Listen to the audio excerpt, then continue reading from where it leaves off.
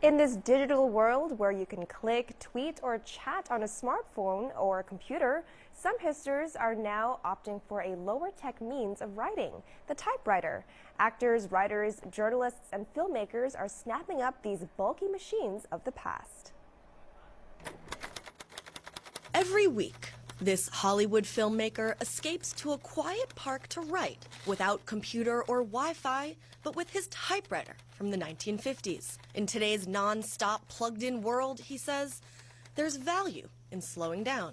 I come over here a couple times a week just to completely unplug and be alone with a sheet of paper, blank, staring me in the face, challenging me to put thoughts down.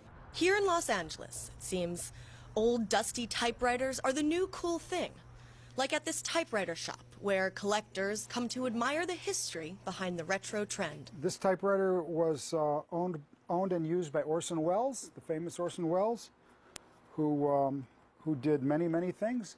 And he used this at a hotel this is the typewriter he used always when he was in Paris. This typewriter repairman says they've become so popular that he's overwhelmed with work for the next 6 months.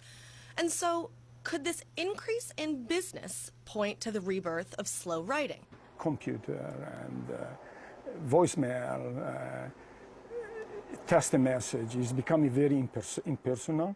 And it looks like some of the people I talk with, they want to go back to the roots, to have a typewriter and to connect with the typewriter. Like some of the newest arrivals on the typewriter scene, hipsters. Puts you in a different mood. It's ink, you use your fingers, you sit down. Type on my typewriter. Yeah. It's romantic and beautiful. Today, some models can go for $250,000 at auction, but they're invaluable because typewriters are no longer manufactured anywhere in the world.